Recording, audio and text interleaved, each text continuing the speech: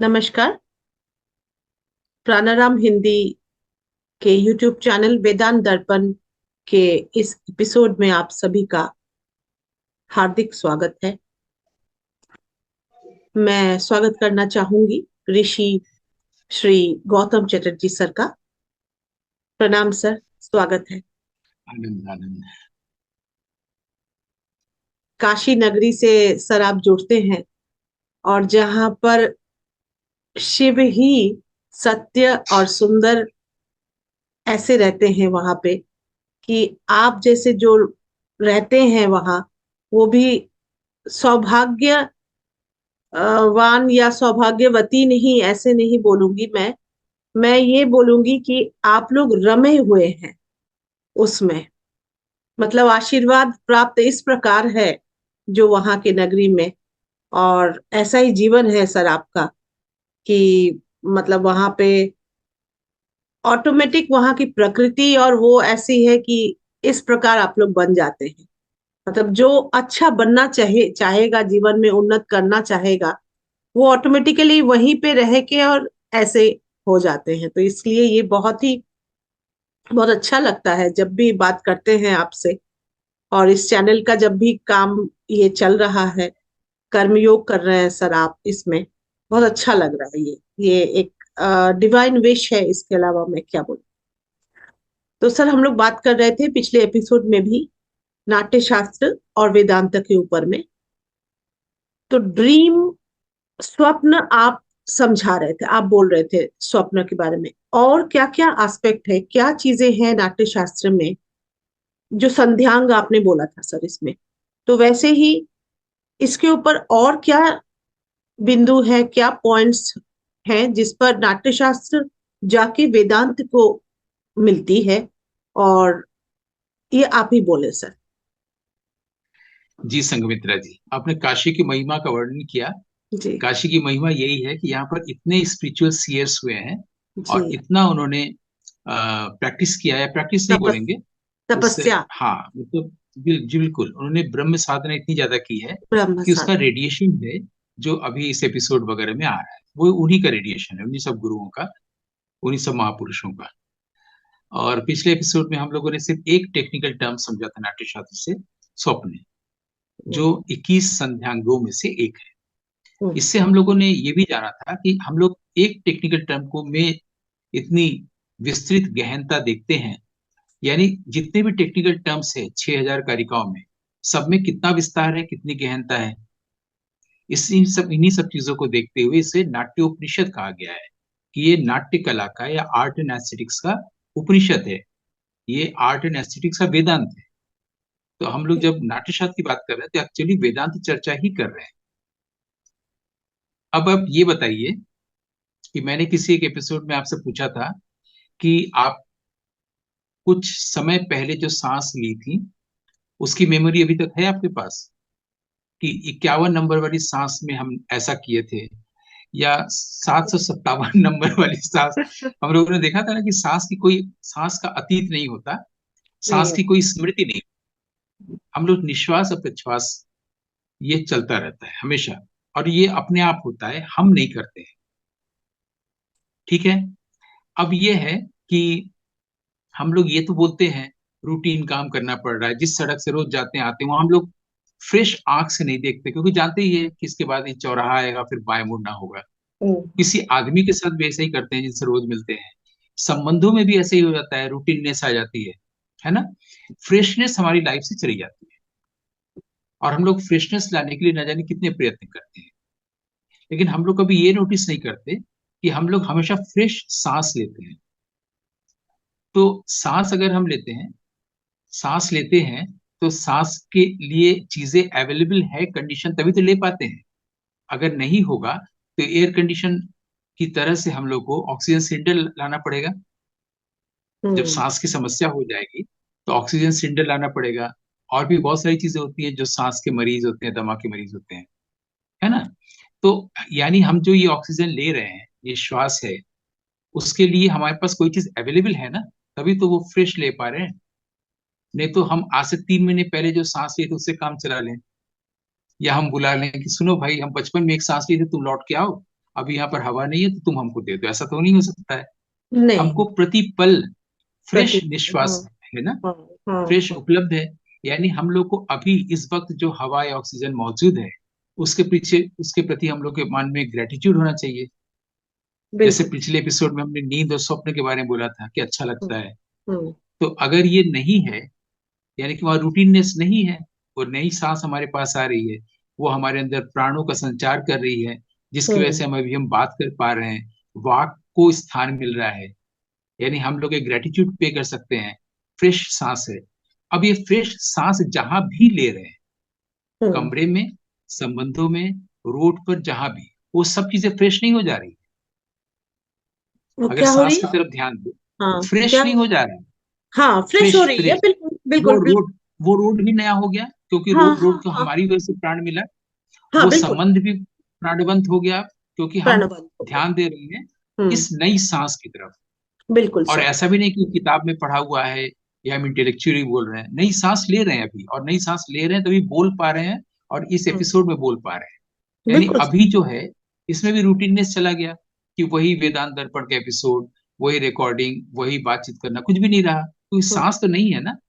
जब तक सांस नहीं नहीं रहेगी, सांस जब तक फ्रेश रहेगी, तो हम्म। वो जगह, वो व्यक्ति, वो संबंध, वो रोड, वो कार में बैठना या हवाई जहाज में बैठना, सब चीजें नहीं होती जाएगी ना, क्योंकि अब तो बिल्कुल ध्यान नई कॉन्शियसली, सांस की तरफ है कॉन्शियसली, कॉन्शियसली, है ना।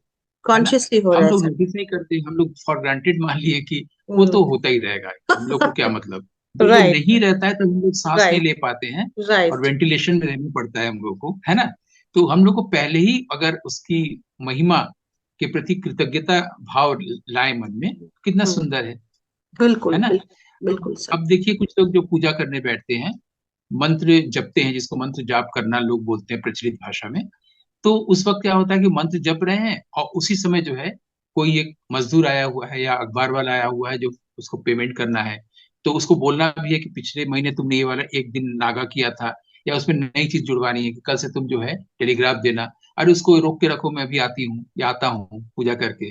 अरे हलवा में चीनी यहाँ रखा हुआ है। ये जब बोल रहे हैं, ये सबका ध्यान कहीं और जाता है मंत्र की तरफ। और बड़े बड़े जो प्रवचनकार हैं वो बोलते भी रहते हैं, पूजा करते समय तो कम से कम ध्यान दो। ध्यान कैसे दो, उसका तो अपने आप मन कहीं और चला जा ही रहा है ना। लेकिन यहाँ पर अगर वो सांस ले रहा है, और अगर उसको ये बता दिया जाए कि तुम सांस लोगे तो मंत्र में शक्ति आएगी, क्योंकि फ्रेशनेस तुम शब्द को, वाक को, मंत्र को दोगे अभी, तब वो प्राणवंत होगा। नहीं तो तुम दोहरा रहे हो कोई भी शब्द, तो तुम चाहे गायत्री मंत्र बोलो, या चाहे तुम स्विट्जरलैंड और स्वीडन बोलते रहो, बात तो एक ही हो गया, शब्द रह गया ना। लेकिन बिल्कुल अभी तो तुम सांस ले रहे हो, ये सांस तुमको फ्रेश भी कर रही है, सांस प्राण दे रही है, और जिस शब्द को उच्चार दे रहे हो उसको भी तो प्राणवंत कर रहा है, यही सांस अभी वाला फ्रेश, नया नया। तो जैसे ही ध्यान होगा तो उधर ध्यान जाएगा ही नहीं, अखबार वाले पर और हलवा पर। हुआ ना। कितनी बिल्कुल कितनी सर। अच्छी सुंदर चीज है। और आप हाँ। प्रेजेंट मोमेंट पे अपने आप रहेंगे, प्रेजेंट मोमेंट पे रहने के लिए कोई फिर कोशिश नहीं करनी पड़ेगी। अभी जो हम्म। सांस की इतनी बड़ी जीवन में भूमिका है, इसको हमारे यहाँ अभिनय में जो हम्म। 4 अंग बताए गए हैं, 4 तरह के अभिनय बताए गए हैं, 8वें अध्याय में भरत मुनि ने नाट्यशास्त्र में बताए हैं। उसमें है कि आंगिक, वाचिक, सात्विक, आहार्य, ऐसा बोलते हैं, किताब में भी लिखा है, लेकिन उन्हें बताया है कि पहले सात्विक है, फिर आंगिक है, फिर वाचिक है, फिर आहार्य है। आहार्य भी अभिनय है, वाचिक भी अभिनय है। Speech itself is a performance. अब जब बोल रहे हैं कि स्पीच होता क्या है, ऐसे जब तक निश्वास प्रश्वास होगा नहीं, तो स्पीच तो सवाल ही नहीं होगा ना, वाक को जगह ही नहीं मिलेगी। इसलिए हमारे वेद में कहा गया है कि वाक जो होता है उसी में सारे देवता रहते हैं, वास करते हैं। वाक में ही पूरी डिविनिटी का वास है। और वाक जो है उसमें 4 पैर होते हैं, 3 पैर जो हैं छुपे हुए हैं अभी तक, वो कभी बाहर ही नहीं हुए हैं, वो अप्रकट है, अव्यक्त हैं। सिर्फ एक व्यक्त है जो हम बोलते हैं, यानी परा पश्यंती मध्यमा, ये छुपे हुए हैं, हम्म। इसको ये प्रकट ही नहीं हुआ है। लेकिन वैखरी प्रकट हुई, हम जो बोलते हैं वो हम्म। तब बोल पाते हैं जब निश्वास और प्रश्वास है। तो भरत मुनि अभिनय करने के लिए, वाचिक परंपरा को आगे बढ़ाने के लिए 2 चीजों पर ध्यान दिलाते हैं। एक है मौन, साइलेंस, बिना साइलेंस का यूज करके आप शब्द मत बोलिए, डायलॉग मत बोलिए, और डायलॉग को इस तरह से बोलिए कि साइलेंस क्रिएट हो ऑडियंस में। हम्म, और दूसरा बोलते हैं, ये आप तब कर पाएंगे जब आप रिगार्ड करेंगे अभी अभी जो सांस ले रहे हैं। सांस की एक बहुत बड़ी भूमिका है। इसलिए शायद आपके गायन में भी आप लोगों को पहले बताया जाता होगा कि गाते समय सांस को किस जगह पर छोड़े, कि हम्म, ऑडियंस को पता न चल पाए कि इस जगह पे आपने सांस ली। हाँ, अक्सर हम लोग कई गायक गायिकाओं को सुनते हैं और पता चल जाता है कि रफी साहब ने यहाँ पर सांस लिया, आशा जी ने यहाँ पर सांस लिया, हिंदी फिल्मी गीतों पर। लेकिन पहले ही बच्चे को सिखाया जाता है उसकी जगह पहले बना लो, इस सांस तुम्हें कहाँ लेना है। तो जगह, सांस की जगह कहाँ पर होगी आपके वाचिक में, ये भरत मुनि 8वें अध्याय में बताया है। कितना इंपॉर्टेंट चीज है कि हम लोग सांस को सिर्फ इतना ही देखते हैं कि सांस लेते हैं और हम लोग को डायलॉग बोलना है। ये नहीं सोचते हैं कि सांस की तरफ ध्यान देकर हम प्रेजेंट मोमेंट में रहते हैं हमेशा, और हर चीज को हम नया बनाते चले जाते हैं, फ्रेश करते चले जाते हैं। एक जी, ये चीज है जी, जी, 8वें अध्याय में, उसी में इसको अंगाभिनय कहा गया है। दूसरी बात है कि अगर मैं आपसे ये कहूं कि जैसे हम लोग सुनते आए बचपन से कि गांव में लोगों को भूत वूत चढ़ जाते हैं और उसके लिए ओझा बुलाए जाते हैं, फिर उस भूत को निकालते हैं, सब बचपन से बहुत सुनते हैं, आज भी लोग इसको मानते हैं। तो अगर मान लीजिए कि आपका ये शरीर है और उसमें किसी और की आत्मा आ गई है, जो कि फिल्मों में, सीरियल में, तमाम जगह दिखाई जाती है, और आप कुछ नहीं कर रहे हैं, वो कर रहा है, इस तरह से अगर आप जीने लगे अभी, इसी वक्त, या कल सुबह से, तो आपके भीतर कैसी फीलिंग होगी कि आप कुछ नहीं कर रहे हैं, वो कर रहा है। यहाँ पर भगवान को लाने या ब्रह्म को लाने की जरूरत नहीं है, कोई और कर रहा है, उसका हाथ उठ रहा है, वो ये सब चीज कर रहा है, आप एग्जिस्ट ही नहीं कर रहे हैं, वो आ गया आपके भीतर और वो कर रहा है। तो ये फीलिंग आपको कैसी फीलिंग दे रही है, ये कल्पना। ये किसी चरित्र को, के चरित्र के बारे में बोल रहे हैं आप, क्या क्या एग्जैक्टली, मतलब? एग्जैक्टली, एग्जैक्टली, हम्म, एग्जैक्टली। 8वें हम्म, अभिनय में वो जब बता रहे हैं अंगाभिनय क्या है, हम्म, तो उसमें ये चीज बता रहे हैं कि आप एक कैरेक्टर को कैसे बिल्ड करें। बिल्डिंग ए कैरेक्टर स्टेनिस्लाविस्की की बहुत अच्छी किताब है, हम्म, बिल्डिंग ए कैरेक्टर। कैरेक्टर कैसे बिल्ड करें, उसके लिए हम बोल रहे हैं कि अगर मैं किसी कैरेक्टर को करने जा रहा हूँ, मैं श्री राम का कैरेक्टर करने जा रहा हूँ, या मैं किसी विलोम का कैरेक्टर करने जा रहा हूँ, जो मोहन राकेश ने लिखा था, तो कालिदास और विलोम का, तो उसमें विलोम का कैरेक्टर करने जा रहे हैं, तो हम विलोम के कैरेक्टर को अपने भीतर लाएंगे या हम विलोम के कैरेक्टर में जाएंगे। ये अक्सर, ये सवाल पूछने पर एक्टर हमेशा डायलेमा में चला जाता है। ये वैसे ही है जैसे लोग बोलते हैं ना कि 8 तरह के परमानेंट इमोशंस बताए गए हैं। पहला है प्रेम, और उसका इंग्लिश अनुवाद लोग करते हैं लव या इरोटिक, लेकिन उन्होंने ये शब्द ही नहीं लिखा है, श्रृंगार लिखा है। और हमारे यहाँ संस्कृत में प्रेम के लिए श्रृंगार शब्द नहीं है, श्रृंगार के लिए श्रृंगार शब्द है। वहाँ प्रेयसी है, प्रेयस है, श्रेयस है, प्रियतम है, प्रियतमा है, कालिदास लिख रहे हैं, प्रेम की बात आ रही है। वहां पर श्रृंगार है, सजना है। हम लोग यहाँ पर विश्वनाथ मंदिर में भी शिव का श्रृंगार होता है, एक हम्म, स्त्री भी श्रृंगार करती है। श्रृंगार माने सजना, श्रृंगार माने प्रेम नहीं होता है। भले ही प्रेम के भाव में श्रृंगार करते हो, अलग बात है, कि घृणा हम्म, के भाव में या क्रोध के भाव में या भय के भाव में कोई श्रृंगार नहीं करेगा, ये ठीक है, जुड़ता है। लेकिन वो प्रेम भी तो लिख सकते थे। और हम लोग पिछले 70-80 सालों से कि श्रृंगार हास्य करुण रौद्र भयानक समझते जा रहे हैं। श्रृंगार माने लव, इरोटिक। हम्म। कहाँ लिखा है कि उन्हें पहला प्रेम है, ये तो श्रृंगार कह रहे हैं। इसी तरह शोक में भी शोक लिख रहे हैं, दुख नहीं लिख रहे हैं। श्रृंगार है हास्य करुण, करुण का जो स्थायी भाव है वो है शोक। तो शोक लिख रहे हैं ना, पुत्र शोक होता है। हम्म, और करुण का मतलब होता है जब हमारे मन में किसी के प्रति करुणा जगती है। दुख कहाँ बता रहे हैं। तो हम लोग कहीं ऐसा तो नहीं शब्दों को गलत समझ लिए हैं। इसलिए मैं ये पूछ रहा था कि आपके शरीर में अगर कोई दूसरा कैरेक्टर आ गया है, हम्म। तो उसको आप कैसे देखेंगे? ऐसे ही तो देखेंगे कि हम नहीं कर रहे, वो कर रहा है। जी, बिल्कुल, तो बिल्कुल सर। पहली बार डूअरशिप चली गई, डूअरशिप चली गई। दूसरा, आपको आश्चर्य भी होगा कि ये क्या चक्कर है, मैं तो ऐसे सोचती हूँ और ये कैसा मेरे द्वारा करना हो जा रहा है। यानी आपका लॉजिक, आपका जो रीजनिंग है, आपकी जो भाषा है अपने पूरे हम्म, कैरेक्टर के प्रति, वो खत्म हो जा रही है। वो हम्म, कर रहा है तो वो अपनी तरह से कर रहा है, क्योंकि उसका कैरेक्टर कुछ और है। हाँ, तो एक बिल्कुल। दूसरा कैरेक्टर जब आप में आ गया है तो वो अपने ढंग से सब चीजों को देख रहा है ना। हम्म, आपको आइसक्रीम खाना नहीं पसंद है, उसको आइसक्रीम खाना पसंद है। हाँ, वो आइसक्रीम खाने लगा है आपके शरीर से, आपके जीभ का इस्तेमाल करके। एक बार बहुत अच्छा हमारे यहाँ संस्कृत में नाटक में भगवत भगवत अज्जुकीय, उसमें एक गुरु और शिष्य है, वो बार बार उसको पढ़ने को बोलता है शिष्य को, संस्कृत पढ़ो, वेद पढ़ो। और यंग लड़का है, उसका ध्यान जाता है स्त्रियों के प्रति, सौंदर्य के प्रति, वो चलता रहता है जैसा कि होना चाहिए। एक समय वो लोग ऐसी जगह पहुंच जाते हैं शहर में, गणिका के पास प्रॉब्लम होता है, तो गणिका की देह में वो साधु चला जाता है, गुरु। अब वो वहां पर जाके गणिका की भाषा में बोलने लगता है सारी चीजें। और ये जो लड़का है, वो उसके अंदर अब वो ज्ञान की बातें करने लगता है। ये सब जो आत्मा का देहांतर है, इस पर खूब हम्म, नाटक लिखे गए हैं, ये बताने के लिए कि आत्मा का देहांतरण होता है। इस चीज को बताने के लिए बहुत सारे नाटक लिखे गए हैं। क्योंकि हमारे यहाँ है कि आत्मा पुराने कपड़ों को छोड़ देती है, नया कपड़ा पहनती है। बस। तो हाँ, हमारे यहाँ जो पुनर्जन्म है उस पर कई नाटक है। तो इसी हम्म, पर आप किसी कैरेक्टर को करने जा रहे हैं, वो छोड़ दीजिए। आप में अगर कोई दूसरा कैरेक्टर आ गया है, तो वो उसका कैरेक्टरिस्टिक्स भी तो बदल जाएगा आपका, और आपको बिल्कुल, आश्चर्य भी होगा। ये बिल्कुल। आश्चर्य रस है। ये जो आठवां है, श्रृंगार, हास्य, करुण, रौद्र, वीर, भयानक, विस्मय, आश्चर्य, वो यही है। विस्मय, पहला विस्मय। आश्चर्य तो आपको होगा, एक्टर कैरेक्टर को नहीं करने जा रहा है, कैरेक्टर ही एक्टर में आ गया है। तो हाँ, जो एक्टर की जो अपनी दशा है, वो तो फिलहाल के लिए विलंबित और निलंबित है ना। जी बिल्कुल। अब वो कैरेक्टर खुद ही अपना करेगा, उसके जो कैरेक्टरिस्टिक्स है। तो हम्म, इसमें एक चीज, पहले तो ये नहीं हो जा रहा है कि डूअरशिप चली गई हमारी, मैं कुछ नहीं हाँ, कर रहा हूँ, हाँ, बिल्कुल। वो कर रहा है। और वो क्या कर रहा है ये हमेशा देख रहे हैं, यानी हर वक्त प्रेजेंट मोमेंट में है। यानी फिर एक और तरीका हमें मिल गया प्रेजेंट मोमेंट पे रहने का, without any effort. Absolutely correct sir. अच्छी बात है ना। हाँ। बहुत तो अच्छी ये बात। पूरी वेदांत की बात नहीं हो जा रही है। हम लोग गलत समझते हैं। हम लोग किसी कैरेक्टर को पढ़ते हैं, उसके कैरेक्टरिस्टिक्स को समझते हैं, उसे करने जाते हैं। हम्म, भरत मुनि कह ही नहीं रहे। हाँ, भरत मुनि कह रहे हैं कि स्पीकर के बॉडी में, जो बॉडी ऑडियंस देखने आई है, उसमें संघमित्रा की आत्मा चली गई है। तो स्पीकर का जो कुछ भी एक्टिविटी होगा, वो सब कैरेक्टरिस्टिक संघमित्रा का होगा ना।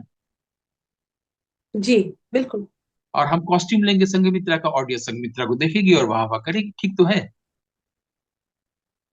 लेकिन हमारे यहाँ ट्रेनिंग दी जाती है कि एक्टर किसी कैरेक्टर को करने जाए, तो एक्टर तो रह ही जाता है, उसका डुअरशिप तो रह ही जाता है। भरत मुनि कह ही नहीं रहे हैं।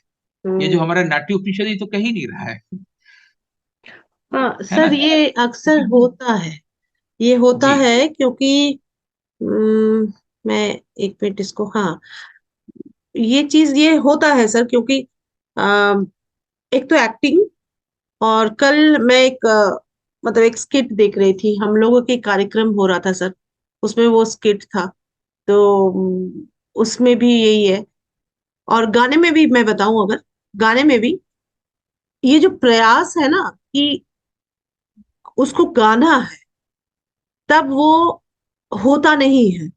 जब उसमें हम ढल जाते हैं और वो अपने आप होती है, तभी अंदर से हमारी परफेक्ट म्यूजिक निकलती है। और ये बिल्कुल। उपलब्धि है, ये होती है सर, यही होती है। मतलब करना नहीं पड़ता है उसको, जब तक प्रयासरत, हाँ करना पड़ेगा, जैसे मान जब लीजिए तक कि हाँ कुछ तो जब तक करना मतलब। डुअरशिप रहेगा, हाँ, आप नहीं हो पाएगा। मतलब कुछ वही चीज मुझे लगता है, ये जो कैरेक्टर की बात आप कर रहे हैं एक्टिंग की, एक्टिंग में वही चीज है। मतलब उसको अगर सोचेंगे कि हाँ मुझे ये करना है, थोड़ा बहुत तो अपना होमवर्क, अपना प्रेजेंट स्टेट से लेके ले जाना पड़ेगा। जी।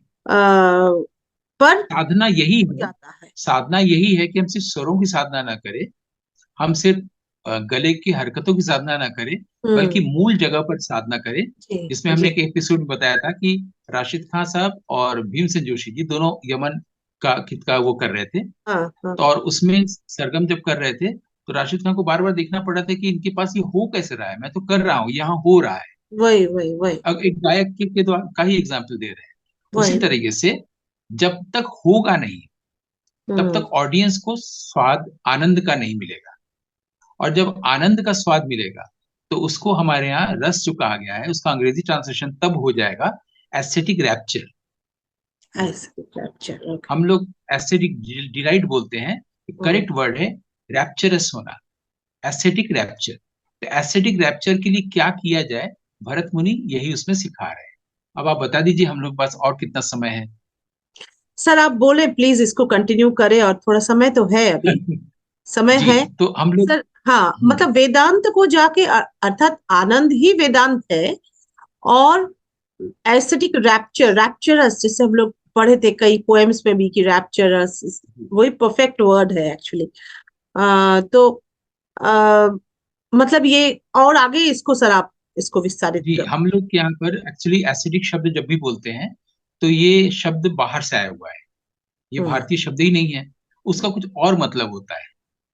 जब जब से हम लोग के यहाँ वो आया है ना, एथनोम्यूजिकोलॉजी वगैरह चीज आई है, हम्म। तो उसमें कैसे मनुष्य का क्रम विकास हुआ, उसके जब हिस्ट्री और सिविलाइजेशन को देखते हैं और आर्ट कल्चर को भी साथ साथ देखते हैं, तो एथनिक वैल्यूज को भी पढ़ते हैं।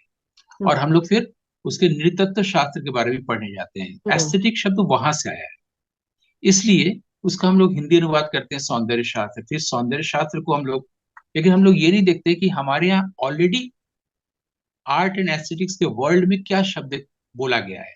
वहां पर बोला गया है रस, वहां पर बोला गया है हृदय संवाद, हम्म। वहां पर बोला गया है चकित मुद्रा, वहां पर हम्म। रस को बोला गया है अलौकिक। जब अलौकिक बोला गया है तो हम हम्म। लोग उस ढंग से सोचने ही नहीं जा रहे हैं। हम लोग हमेशा एस्थेटिक्स शब्द की ओर से भारतीय सौंदर्य शास्त्र को पढ़ने जाते हैं। तो करेक्ट। किस चीज को बोल रहे हैं, हृदय संवाद क्यों बोल रहे हैं, मन संवाद क्यों नहीं बोल रहे हैं? दो माइंड के बीच में डायलॉग अगर हो रहा है तो मन संवाद होना चाहिए। वो बिल्कुल। मन को ला ही नहीं रहे, वो हृदय शब्द बोल रहे हैं। ये हम्म। हृदय होता क्या है? जाहिर है कि कार्डियोलॉजिकल ऑर्गन तो नहीं होता होगा, सीधी सी बात है। वरना वहां पर आठ परमानेंट इमोशन रस कहाँ से आएगा? वो हृदय संवाद बोल रहे हैं। जब हम्म। कैंसिल्ड माइंड है और जी। हम हृदय में प्रवेश करते हैं, जब इमोशन के वर्ल्ड में जाते हैं, तो वहां से हम लोग देखते हैं कि वो जो सामने जो ऑडियंस है, वो हम लोग उसको नीचा समझते हैं और अपने आप को ऊंचा, क्योंकि मंच हमेशा ऊंचा होता है, स्टेज ऊंचा होता है, वो नीचे हो जाता है तो हमें लगता है कि हम उससे श्रेष्ठ हैं। ऐसा है नहीं। कहा नहीं। गया है, पहली बात तो यह है कि आर्टिस्ट के पास या किसी भी इंसान के पास एक जो चीज होती होता है प्रज्ञा। करेक्ट हम्म। वर्ड हम लोग यूज कर रहे हैं, एप्ट वर्ड, उपयुक्त शब्द प्रज्ञा। प्रज्ञा यानी कि इंटेलिजेंस। अब जो आर्टिस्ट होता है, जो कवि होता है, उसके पास वो प्रज्ञा सीयर जैसा होता है। वो क्या होता है? वो है प्रतिभा। हम्म। तो आर्टिस्ट के पास प्रतिभा होती है। अब ये प्रतिभा जो होती है वो दो तरह से काम करती है, क्रिएटिव और एप्रिशिएटिव। क्रिएटिव यानी क्रिएट करना, रचना करना। एप्रिशिएटिव का मतलब आएगा, एप्रिसिएशन वहां से होगा जब ऑडियंस जुड़ेगा। ऑडियंस को क्या कहा गया है? सहृदय। आर्टिस्ट को सहृदय नहीं कहा गया है, हम्म। आर्टिस्ट को कहा गया है प्रतिभा। सहृदय का मतलब है जिसके पास हृदय है, जो हृदय के साथ है, जो हृदय से जुड़ रहा है। और वो भी उतना ही प्रतिभाशाली हुआ जितना कि एक्टर या आर्टिस्ट है, परफॉर्मर है। हम्म। तो उसके पास भी प्रतिभा है। अब वो उससे जब जुड़ जा रहा है तो वो कुछ सोच नहीं पा रहा है, अपने अतीत में नहीं जा पा रहा है, माइंड कैंसल्ड। और उसको भी वो सब चीजें मालूम है जो आर्टिस्ट को के पास है। अगर आप मान लीजिए सुहा कानड़ा गा रही हैं, तो सुहा कानड़ा में कौन कौन से स्वर लगते हैं उसको भी पता होना चाहिए। ये भरत मुनि कह रहे हैं। इसलिए वो प्रेक्षक और प्राश्निक दो शब्द ला रहे हैं, उसके गुण दोष बता रहे हैं। ये गुण बता रहे हैं कि ये उसमें होना चाहिए, अदरवाइज वो अप्रिशिएट नहीं कर पाएगा, वो सहृदय नहीं हुआ। सहृदय का मतलब ये नहीं कि उसके पास हृदय है, उसके पास ये प्रतिभा भी होनी चाहिए कि वो समझ सके कि आप यमन गा रही है तो कहाँ पर सुर गलत लग गया, तभी तो अप्रिशिएट कर पाएगा। उसको कुछ समझ में नहीं आता कि जैसे हमारे भारतवर्ष में प्राय होता है कि वो एक अजूबे की तरह से शास्त्रीय संगीत को सुनते हैं कि कुछ हो रहा है, बहुत अजूबा कुछ है। तो जब हम कुछ अप्रिशिएट करते हैं, क्योंकि हमें पता चलता है तब अप्रिशिएट करते हैं। जब हमारे भीतर वो गुण नहीं होता है तो हम अप्रिशिएशन का ढोंग करते हैं, हम्म। है ना? उसी हम्म। कुछ शब्दावलियां बन गई, वाह क्या बात है, क्या बात है, ये सब बोलते रहते हैं। ठीक है। और बनारस में इसके बहुत हास्यास्पद स्थितियां भी आप देखने को मिलेंगी, जिस पर चर्चा करने का कोई मतलब नहीं है। लेकिन कई जगह है। जब हृदय कई जगह। संवाद होता है। कई जगह है सर, ये हाँ, आज आज के दौर पे। हाँ। आप प्लीज सर कंटिन्यू करें। मैं अगेन आई एम सॉरी। हाँ, आई मीन टू से, कोई बात मतलब नहीं। मेरा सर है इस तरह कि बड़ा हल्का सा, मतलब बहुत लाइट संगीत। क्योंकि वहाँ ऑडियंस नहीं है ना, वहाँ सहृदय हाँ, है ही नहीं है। तो अर्थात सहृदय जहां भी होगा वहां पर मतलब हृदय संवाद शास्त्रीय, होगा, वहां पर रस शास्त्रीय होगा। संगीत, हाँ, मतलब वो जो शास्त्रीय संगीत है, उनके श्रोता भी अब यही है कि श्रोता कैसे बने, श्रोता कैसे बने, जब तक श्रोता और दर्शक जो संगीतकार है, कलाकार है, जो उसको प्रदर्शन कर रहे हैं, वो जिस प्रकार से परोसेंगे वैसे ही श्रोता बनेगी, श्रोता की रुचि भी वैसे बनेगी। तो और एक चीज है कि जगत में हम लोग जो चीज को प्रचार कर देते हैं, बोल देते हैं, कोई भी इंसान, उसको 10 फॉलोअर्स हो जाता है, वो 10 से 100, 100 से लाख, लाख से बहुत ज्यादा, ऐसे ही होता है कि whatever we see we believe, whatever we hear we believe, that's how human beings are, है ना सर? सोशल तो नेटवर्किंग आज यही है। जी, जी। तो सर ये जो रुचि है, ये रुचि बहुत हल्का हो गया है कि एक जैसे एक सर्कस या उस टाइप की चीज, जब तक कोई मजेदार और जब तक चमत्कार इस टाइप की कुछ ना हो, वो तालियां नहीं बजती हैं, वाह वाह नहीं होती है, क्या बात नहीं बोलते हैं। तो इस प्रकार से मतलब कि मतलब जो गहन चिंता है, गहन, जब तक चमत्कार न दिखाए तो हम उसको साधु संत नहीं मानते हैं, योगी नहीं मानते हैं। नहीं अगर मानेंगे। चमत्कार दिखाना होगा, जी, ये जी, धारणा जी, ही गलत है। जी, जी, तो जी। ये जो भरत मुनि की तरफ से अगर हम लोग देखें पूरे हम्म। सिनेरियो को, तो वो पहले ही प्रतिभा के दो भाग कर रहे हैं। एक हाँ। भाग वो है जिसके पास किसी चीज का, जिसने विजन को देखा। Hmm. Poet is a seer who sees vision. और वही हम्म। पोएट आर्टिस्ट है, तो उसके पास तो विजन है। उसने आर्ट आइडिया को देखा, और उसके अंदर दूसरा गुण भी है, उसको वो लोगों तक ले भी जा सकता है।